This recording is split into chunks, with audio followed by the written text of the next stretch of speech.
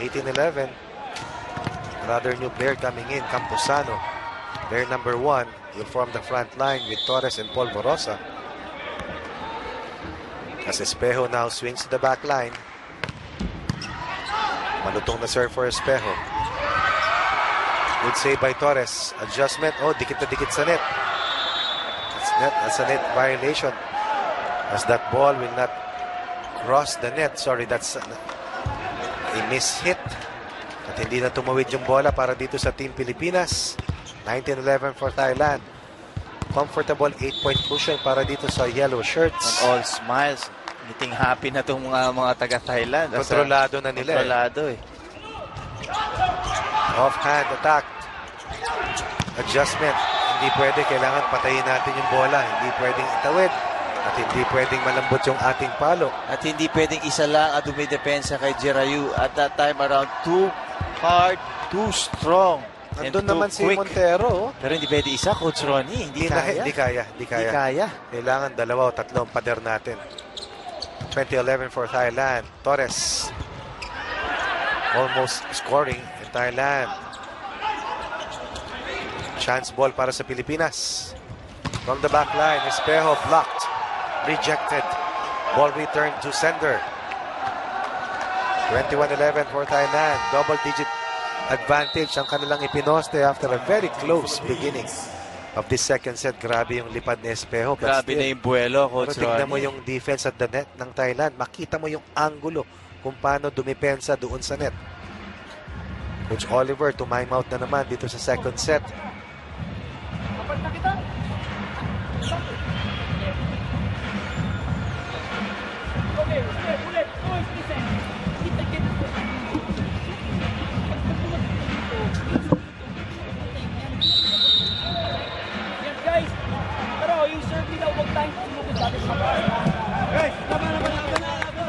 A lot of questions, but so far no answers. Looking for solutions. Yan ang tanging layunin ngayon ni Coach Oliver Almagro para sa ating mga national players. And right now, we are beleaguered here in the second set. Down by a double-digit spread after just a close battle. At hindi pa tayo nakakatikim ng kalamangan. Peter Torres trying to keep Philippines alive. Oops. Yan yung kanina. Oo, overreaching matatawag dito.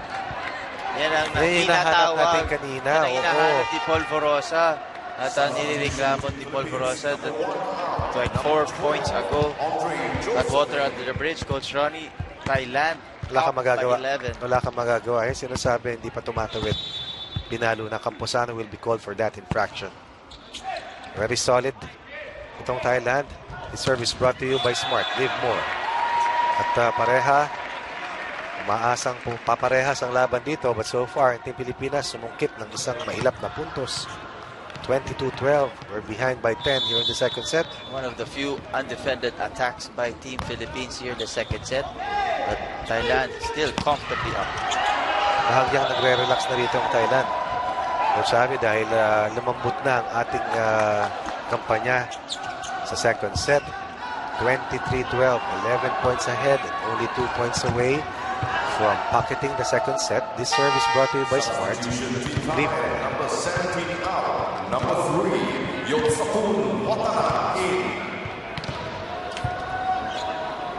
Kung titignan natin yung scoring leaders, walang isang nagdodomina para dito sa Thailand. Pero yung kanilang mga malalaro, halos lahat nasa top 10. At ganyan kabalanse. Ganyan ka-formidable ang lineup na binuo. Oh, that's a very low set para sa isang high flyer. I think this is the first offensive block on Quezada. Quezada. Yung sasabihin ko sana, Coach Ronnie. Unang beses natin napalpal. Pero hindi dahil sa kanya. Dahil mababa yung bigay. Oh. It was a running attack but it was given low. Kaya naman nabigyan na tayo ng puntos. Pero 10 pa rin ang kalamangan ng Yellow Shirts. Santo Tomas, the designated server. Marasigan, pareha, Intal at the front line.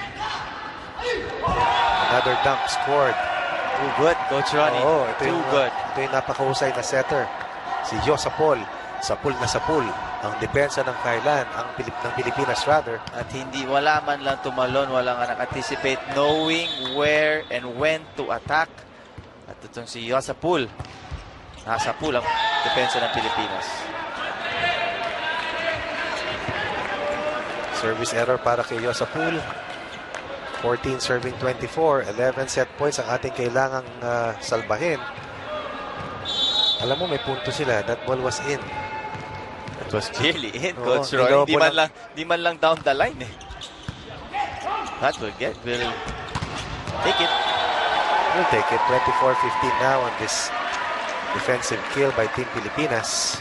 But still 9 set points to get a 2-0 advantage for the defending champions. Thailand beat Myanmar and defeated Malaysia. Unbeaten so far, looking to inch towards another semifinal spot. Ang Team Pilipinas naman nangangarap na makatawid. Back set. Thailand scrambling. 3 ball para sa Thailand. Montero.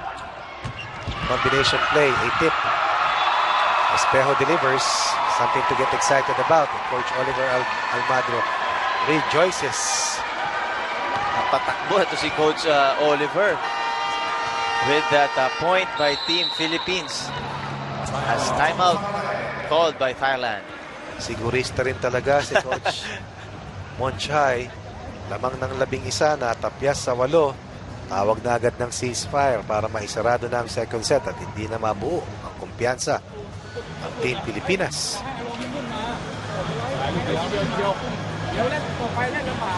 Talking about a team that has won the gold medal in the Southeast Asian Games for 5 times. Thailand has 15 total gold medals, or rather 15 total medals, built around a medal harvest of 5 golds, 4 silvers, and 6 bronze medals.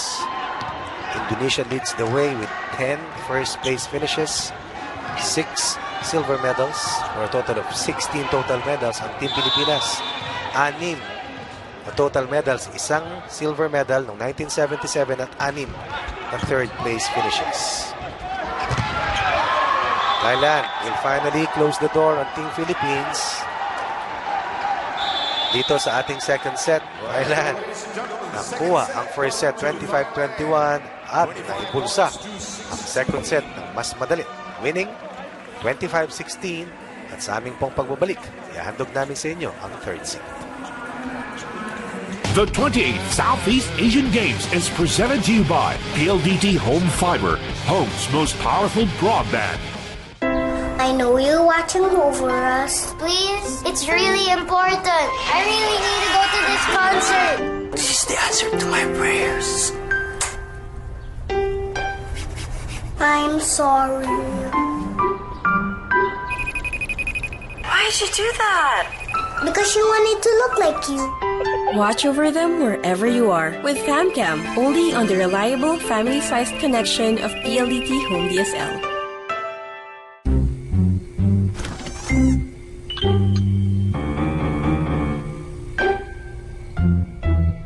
The new FamCam lets you watch over your family, controlled by the quad-core PLDT Home Telpad. Ito ang paboritong game show ng mundo na dapat naman talagang tutukan. Who wants to be a millionaire? Introducing the all-new Smart Postpaid Surf Plus plans. Packed with supersized data. Choose freebies every month, plus calls and texts, and the latest smartphones. It's postpaid made smart.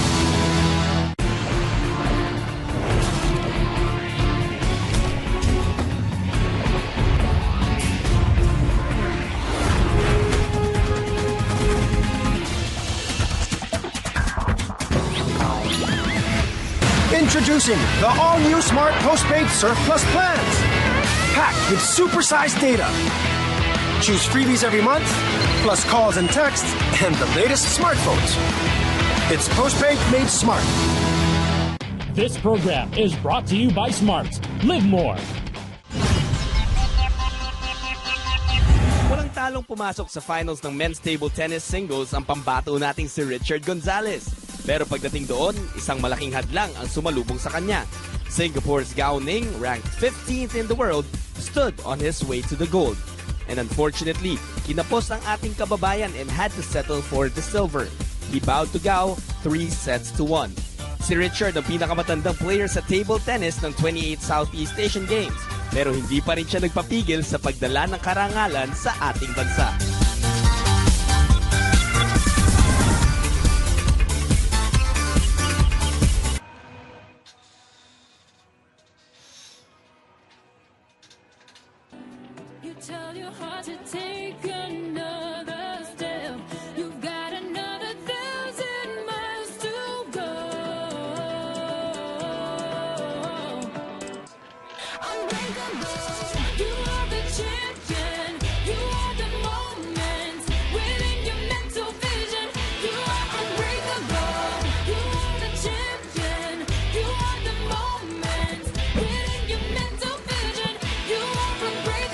These highlights of the week is brought to you by PLDT Home Fiber, home's most powerful broadband, high power at a low price. This highlights is brought to you by Smart. Live more. First two sets, nakita natin ang lakas at ang bangis ng two-time defending champion mula sa Thailand at ipinamalas ng ating kapitbahay dito sa Southeast Asia ang kanilang kakayahan. Kung bakit sila ang tinatayang top team para sa isang gintong medalya. At nakita natin kanina sila Gretzel Soltones, nakita natin sila Alyssa Valdez, ating mga manlalaro sa ating volleyball team na hindi na nga nakatawid sa semifinals. Subalit sa ipinamalas na tapang na Coach Roger Gurayev, tayo ay naniniwala at nananatiling umaasa at nananalangin na sa parating mga international events at sa susunod na Southeast Asian Games, we will compete better and hopefully figure in the medal round. This is a good start para sa ating Coach Ronnie to feel again the international competition. Yung sinasabi natin, we have to crawl first before we walk. This experience that we participated in the Southeast Asian Games would do a lot for our athletes, of our volleyball players. At natingnan na nila kung gaano kabigat ang competition abroad. At itong klase ng international event ay pagdadala ng watawat at pansa ay hindi madali. Sunod-sunod na laro, napakaikli ng palaro. At ang ating kasaysayan sa women's event has seen the Philippines win the gold 6 times. Finish in the second spot for 3 times and bring home the bronze for 5 times. Unfortunately, we also did not see action dun sa huling 4 na stages ng Southeast Asian Games. 2005, 2003, 2001. Tayo po ay nagtapos ng bronze medal finish at tayo ay nagkampiyon noong 1997, 1995 at 1993. 1987 at 1985, yan ang golden years ng volleyball sa kababaihan. Magandang panimula sa third set for Team Pilipinas. Lamang 1-0. Gawin na nating 2-0 yan para sa Team Pilipinas. They are rejoicing. Bakit hindi? Bakit naman hindi? Hirap na tayo pumuntos. Ngayon, nakalamang naman tayo. 2-0 here in the third set. Bakit tumatawa rin si Quezada? Samantalang tayo ang lamang. This service brought to you by